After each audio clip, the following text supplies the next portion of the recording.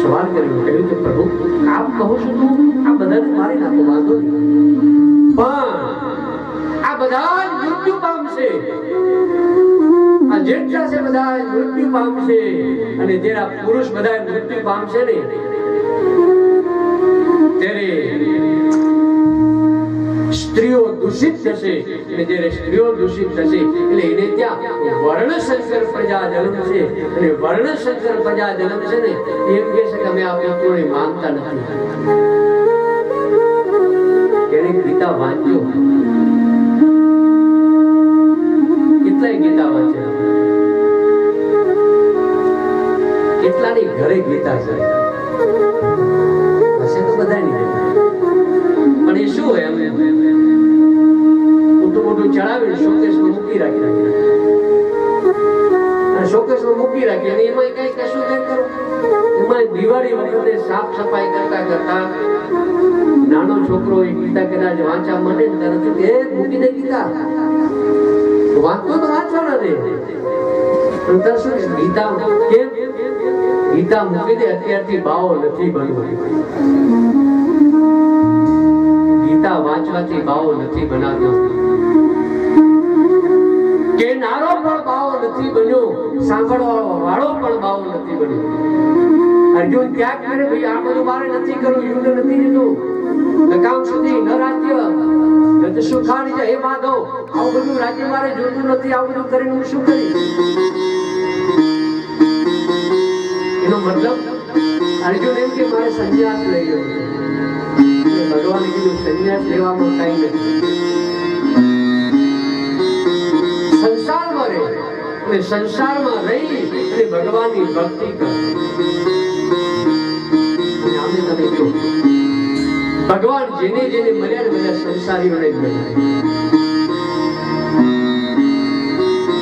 દશરથ કૌશલ્યા એ સંસારી, નંદ યશોદા સંસારી, વસુદેવ દેવકી સંસારી, હરિશ્ચંદ્ર તારામતી સંસારી. અરે એનાથી ક્યાં, હમણાંનો જ દાખલો શેઠ સગારસાની રાણ ગંગાવતી એ પણ સંસારી. ભગવાન સંસારીઓને જ મળ્યા છે, બાકી તમે આવા એક બહુ દૂર નથી. गिरनार जी पूछो कितने साल से तप कर, तो हजारों साल हो गई, भगवान मिले तो क्या नहीं? योगियों ने नहीं बनता, इनु प्रमाण आप्यो. नारद जी भगवान के भगवान तमे क्या रहो છો, તમારું રહેવાનું સ્થાન કયું? ભગવાન કહે છે નાહં વસામિ વૈકુંઠે. ભગવાન શું કહે? હું વૈકુંઠમાં નથી રહેતો. ભગવાન તમે વૈકુંઠમાં ક્યાં રહો? નાહં વસામિ વૈકુંઠે યોગિનાં હૃદયેન ચ. હું યોગીઓના હૃદયમાં નથી. તમે વૈકુંઠમાં નથી રહેતા, યોગીઓના હૃદયમાં નથી રહેતા, તો પ્રભુ તમે ક્યાં રહો? તમારું સ્થાન, તમારું એડ્રેસ ક્યાં રહો છો? ભગવાન શું કહે? નાહં વસામિ વૈકુંઠે યોગિનાં હૃદયેન ચ મદ્ભક્ત્યા ગાયત્રી તત્ર તિષ્ઠામિ નારદ. જ્યાં મારા ભક્તો રહે ને ત્યાં હું રહું છું. જ્યાં ભગવાનના ભક્તો રહે ત્યાં એ અર્જુન ભગવાનને કહે કે હે પ્રભુ તમે કહો છો તો હું મારી નાખું, વાંધો નહીં, પણ આ બધા મરશે વર્ણશંકર પ્રજા, એ પછી એ સત્કર્મ નહીં કરે. ક્યારેક તમે વાંચજો ગીતા, ગીતાજીના પહેલા અધ્યાયથી અને પહેલા અધ્યાયમાં 37મા શ્લોકથી લઈ અને 42મા શ્લોક સુધી આનું વર્ણન છે. પતંતી પિતરો નરકે, જે શ્રાદ્ધ વિધિ ક્રિયાઓ નથી થતી એટલે એના પિતરો એ પિંડદાનથી એ તૃપ્ત નથી થતા, એ તર્પણ નથી થતું, એટલે એના પિતરોને સદગતિ મળતી નથી. તમે કદાચ સમજી લો કે કદાચ તમે કોઈ હોસ્પિટલમાં 100 પલંગનું દાન કર્યું છે અને પછી તમે સૈયાદાન ન કરો તો ચાલે. તમે અન્ન ક્ષેત્ર ચલાવો છો, અને પછી તમે કદાચ સીધાનું દાન ન કરો, ચાલો તમારા સમાજના સમૂહ લગ્ન થાય ત્યારે કન્યાને સોનાનું દાન કરો છો ને એ વખતે કદાચ વીજળીનું દાન નહીં કરો તો ચાલશે, સોનાનું દાન નહીં કરો તો, પણ પૂજા તો થવી જોઈએ. એનું જે પૂજા દાન કદાચ ન કરો પણ પૂજા તો થવી જોઈએ. ક્રિયાનો હવે જો આપણે અહીંયા તમે બધા અહીંયા આજે આવ્યા, બ્રિજેશભાઈની બધા ચિંતા, એ લોકો તો પરમ દિવસ આવી ગયા, પરમ દાડે એ એકલા આવ્યા તોય ચાલે. મારા શાસ્ત્રીજીને લઈને આવ્યા. કેમ? તમને ખબર નથી, તમને તો ડાયરેક્ટ સીધા તૈયાર ભાણે છો. અમારા શાસ્ત્રીજી ગઈકાલે બધી સ્થાપનાઓ કરી. આ તમે જોજો બધું ગણપતિ, માતાજી, વિષ્ણુ ભગવાન, નવગ્રહ, આ બધાની સ્થાપના, આ બધાની પૂજા કરવી જોઈએ. ડાયરેક્ટ શિવ પુરાણ ન થાય. પેલા બધી ક્રિયા, બધી પૂજાઓ વગેરે થવી જોઈએ. કારણ કે પૂજા તો થવી જોઈએ. એટલે દાદાએ કીધું જેને જે પૂજાનો જેને ભાગ લેવાનો છે એ ટાઈમ છે. તમારા દાદા પાસે ટાઈમ જ હોય. તમારે પટેલો બધાને કેવું પડે નહીં ટાઈમ તો.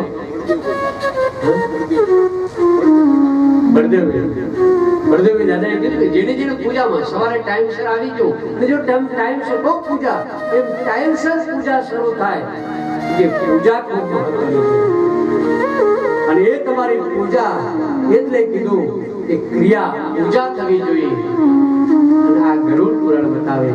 અને શ્રીમદ ભગવદ ગીતા એ પોતાનું ધર્મ શું, પોતાનું કર્તવ્ય શું, પોતાનું કર્મ શું, એ શ્રીમદ ભગવદ ગીતા બતાવે. એટલે ગીતાજીનો પહેલો શબ્દ છે ધર્મ અને ગીતાજીનો છેલ્લો શબ્દ છે મમ. ધર્મને ઢીલા ટપકા તાણવા એ નથી. આમ ભસ્મ લગાવ્યું કે આ ધર્મનો થઈ ગયો, આવો તિલક લગાવ્યું આ ધર્મનો થઈ ગયો, ચંદનનું કર્યું આ ધર્મ નહીં. ધર્મ એટલે મોટા મોટા નગારા, તાવડા બધું હોય ને ધર્મ નહીં. ધર્મ એટલે પોતાનું કર્તવ્ય, પોતાનું કર્મ, પોતાનું કર્તવ્ય જે છે, જે કર્મ બરાબર અદા કરવી. આજે બસ ભાઈ વિચાર કરતો, મારા પિતાએ સંકલ્પ કર્યો કે શિવ પુરાણ કરવું, પૂજા કરવી, અને એક કર્મ, એક ધર્મ એ બરાબર અદા કરવું. બસ એ કર્તવ્ય, બસ એને પુત્ર ધર્મ નિભાવ્યો. આ ધર્મ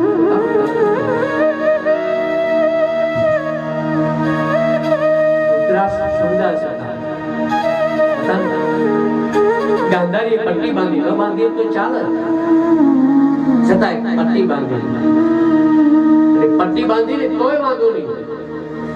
પણ એ પુત્રમાં એટલી બધી આસક્ત બની ગઈ અને હરી સભામાં એક શબ્દ પણ દુર્યોધનને, દુશાસનને કહ્યો. માએ એનો ધર્મ અદા ન કર્યો, એને ધર્મનું પાલન ન કર્યું. મારો ધર્મ શું છે? મારા દીકરાને મારે સારા માર્ગ તરફ પ્રેરિત કરવો, એ ધર્મ છે. દરેક માનો ધર્મ. ભૂલો ભલે બીજું બધું, સંતાનને ભૂલશો નહીં. અગણિત છે ફરજો તમારી, એ વિસરશો નહીં. ભલે હો શિક્ષક કે અશિક્ષક, પણ બાળકના જીવનમાં શિક્ષણ પૂરવાનું ભૂલશો નહીં. બસ માનો ધર્મ, મારે સંસ્કાર સારા આપવા, આ ધર્મ છે. શ્રવણે એક શબ્દની માને બાપને કહ્યું નહીં કે પિતા તમે તો દેખતા નથી, સુરદાસ છો, હું તમને 4 ધામની યાત્રા કરીશું તો તમારે ભગવાનને ક્યાં દર્શન કરશો? પણ એ શબ્દ, એક શબ્દ એ શ્રવણ ન બન્યો. બસ એની તીર્થ યાત્રા કરવા નીકળી ગઈ. બસ આ ધર્મ, આ કર્તવ્ય છે, આ ધર્મ છે. અર્જુનનો ધર્મ યુદ્ધ કરવું એ ધર્મ છે. છેલ્લા 18માં અધ્યાયમાં ભગવાને ઘણું બધું કહ્યું. છેલ્લે શું કીધું? મનમના ભક્તોસી મધ્યાસી મામ નમસ્કુરુ. હે અર્જુન, તું બધું છોડી મારામાં મન લગાવ, મારે ભક્તિ કર, મને મારામાં મન પુરાવ. છેલ્લે કીધું સર્વ ધર્માન પરિત્યજ્ય મામેકમ શરણમ પ્રજ. આને આટલું કહેતા હજી છેલ્લે કીધું કે યથેચ્છતિ તથા કુરુ. હવે તને જે યોગ્ય લાગે ને એટલું કર. અને ત્યારે અર્જુન ભગવાનને કહે પ્રભુ નષ્ટ મોહો સ્મૃતિ લગ્વા. હવે ભગવાન મારો મોહ નષ્ટ થયો, કરિષ્ય વચનમ તવ. હવે જે કરી તમે કહો છો એ પ્રમાણે હું ધર્મનું પાલન કરીશ. બસ આ ગીતા શીખવા. અને માણસને મૃત્યુ નજીક હોય એ શું ભાગવત બતાવે છે. શિવ પુરાણ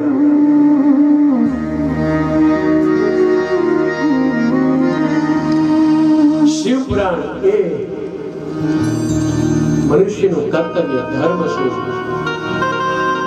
શિવ એટલે કલ્યાણ.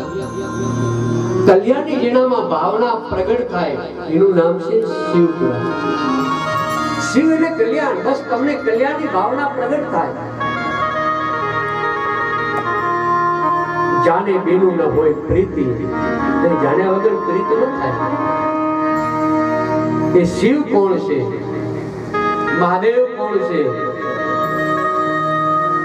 એક આપણે સામાન્ય મહેસાણાથી આપણે રાજકોટ જવું હોય ને તોય આપણે બોર્ડ વાંચી કે આ બસ છે ને એમાં બેસી. આપણે પૂછી કે રાજકોટ જવાની તોય એમાં બેસી. બાકી સાબરકાંઠા જતી હોય ને આપણે જવાનું હોય રાજકોટ એમાં નથી બેસતા. એમ શિવ પુરાણ શું છે? શિવનું મહાત્મ્ય શું છે? શિવની કથા શું છે? અને એ શિવ પુરાણ ના માધ્યમ દ્વારા મનુષ્યનું કર્તવ્ય કર્મ શું છે એને સાંભળવાનું છે. કારણ કે સૌથી પહેલા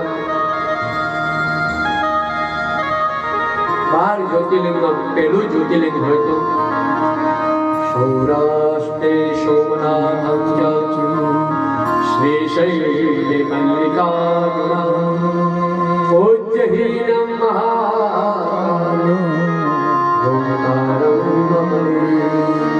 પહેલું જ્યોતિર્લિંગ સોમનાથ. અને એના સાનિધ્યની અંદર બેઠા એના સાનિધ્યમાં જે થાય એ સોમનાથ મહાદેવ કઈ રીતે પ્રગટ થયા આઈએ એનું થોડું કથા શ્રવણ કરીએ. આમ તો 12 જ્યોતિર્લિંગની કથા 5મા દિવસે આવે, 6થા દિવસે આવે, પણ આપણે દરરોજ કારણ કે પછી શું થાય પેલા 3-4 પછી 5મા દિવસે ઘણું બધું હોય પછી સંક્ષેપમાં થઈ જાય. પછી બીજી શું થાય 12 એ સંક્ષેપમાં થોડી પણ વિદેશનું બધા 5 બધાનું એવું કહેવું છે કે દરરોજે એક 2 જ્યોતિર્લિંગનો વિસ્તારથી કથા સાંભળવા મળે.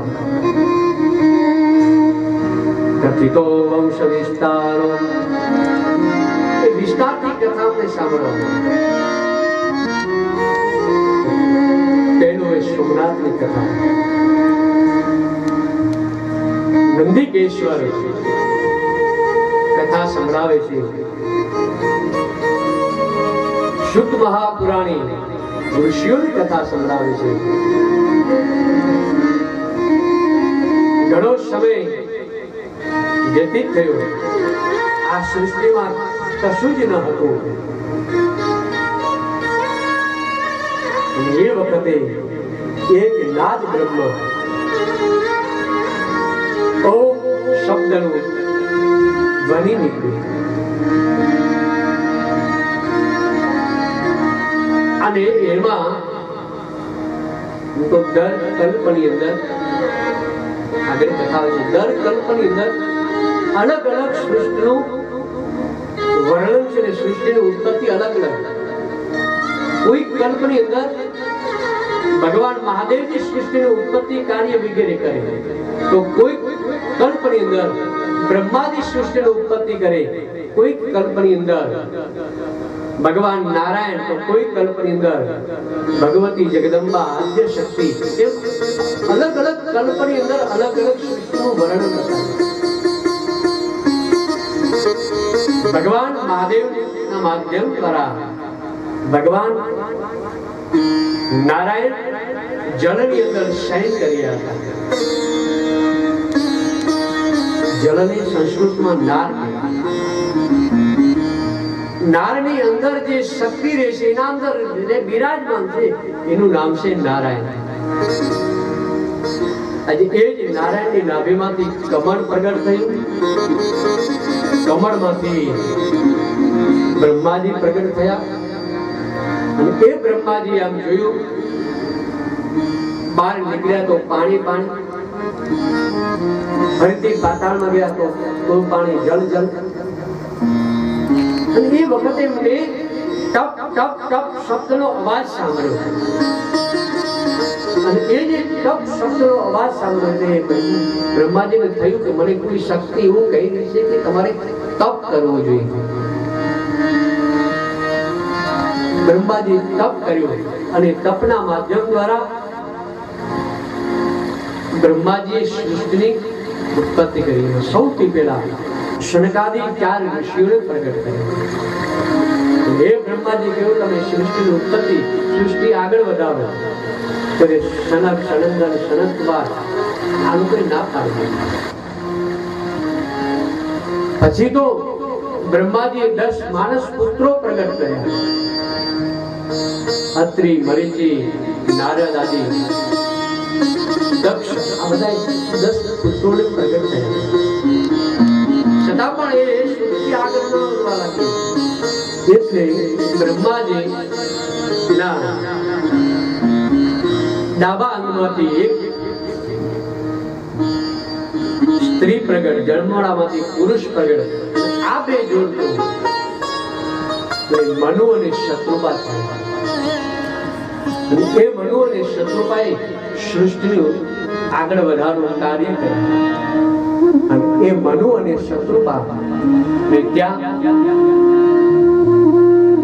3 દીકરીઓ જન્મ થયા અને 2 દીકરા. પ્રિયવત અને ઉત્તાનપાદ આવે 2 દીકરાનો જન્મ થયો. પ્રિયવત રાજાના વંશને આગળ જતા ઋષભદેવજી મહારાજ વગેરે પ્રગટ થયા. જે જૈનોમાં તીર્થંકર તરીકે ભગવાન ગણાય. ભરતદેવ ની કથા જે ભાગવતમાં વિશેષ રહેલી છે. ઉત્તાનપાદને ત્યાં ધ્રુવ મહારાજ નો જન્મ થયો. એના વંશની અંદર આગળ વધતા અનેક અનેક રાજાઓની કથા એમાં બતાવી. 3 કન્યા હતી, રુચિ, દેવહૂતિ અને પ્રસૂતિ. આકૃતિ, દેવહૂતિ અને પ્રસૂતિ. આકૃતિ એ રુચિ ઋષિને પરણાવી. દેવહૂતિ હતી એ મનુ મહારાજ સાથે લગ્ન કર્યું. એમાં ભાગવતમાં કથા વિસ્તારથી આવે. કારણ કે અત્યારે આપણે વિષય છે શિવ પુરાણ. તમે બધા કથા ભાગવતની મને ખબર ગયા વર્ષે કે આગલા વર્ષે તમે હરિદ્વારમાં કચ્છી આશ્રમમાં કથા સાંભળી. એ દેવહૂતિ અને કશ્યપને ત્યાં 9 કન્યા જન્મ્યા. કશ્યપે એમ કહ્યું કે આપણે ત્યાં જ્યારે સંતાન પ્રાપ્ત થશે ત્યારે હું બસ આમાંથી સંન્યાસ લઈ લઈશ. એટલે દેવહૂતિ કહ્યું કે તમે સંન્યાસ લો બરાબર, પણ આ પેલા 9 ને તો ઠેકાણે પાડો. દેવહૂતિ બહુ જાગૃત, બહુ. કારણ કે મનુ મહારાજ એ જ્યારે દેવહૂતિને લઈ અને કરદમ ઋષિને ત્યાં આવ્યા, અને કરદમ ઋષિને ત્યાં જ્યારે આવ્યા ને એટલે કરદમ ઋષિએ આસન બિછાવ્યા. અને એ આસન બિછાવ્યા. મનુ મહારાજ બેઠા, શત્રુપાજી બેઠા. ત્રીજું આસન હતું એ દેવહૂતિ માટે પાથરેલું, પણ દેવહૂતિ માતા બેઠા વિચાર કરતા, જે મારા પતિ થવાના છે એ મારા પતિના હાથે બિછાયેલું આસન ઉપર મારાથી ન બેસાય. આજકાલના આ યુગમાં તો વાસણ બેસી નાખ, હું પથારી પાથરી દઉં. એ એક કામ કર, તું વાહન મૂકી દે, ત્યાં સુધી હું કચરો કાઢી નાખું.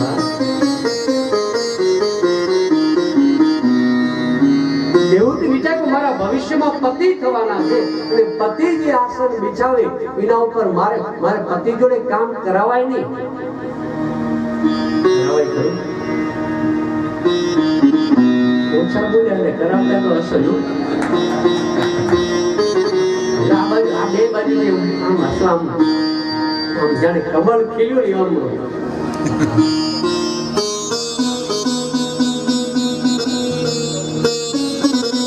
દેવહૂતિ વિચાર કર, મારા પતિ એના ઉપર મારે નામ લે તો હું નહીં બેસું તો અપમાન ગણાશે. એટલે પોતાનો જમણો હાથ આસન ઉપર રાખ્યો અને બાજુમાં બેઠા. અને જ્યારે ગર્ગમ ઋષિને કહ્યું કે આ યોગ્ય કન્યા 9 કન્યાઓ જન્મી એટલે જ્યાં સંન્યાસ લેવા ત્યાં ત્યારે દેવહૂતિ આમ નહીં તો આને કંઈક લગ્ન કરો. 9 કન્યા એટલે નવદા ભક્તિ. બસ નવદા ભક્તિ જ્યારે આપણા જીવનમાં પ્રગટ થાય ત્યારે ભગવાન કપિલ નારાયણ આપણા જીવનમાં આવે. અને જે બીજી જે દીકરી હતી એના લગ્ન દક્ષ સાથે થયા. દક્ષ સાથે લગ્ન થયા. લગ્ન સમયે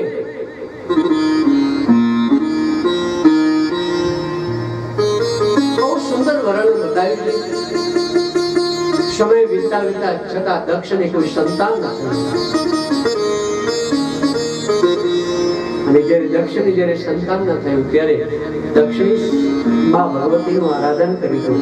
એ કથા આપણે આગળ કહીશું. ભગવતીની કૃપા આપણા ઉપર પ્રાપ્ત થઈ. દક્ષે માં ભગવતીની પ્રાર્થના કરી.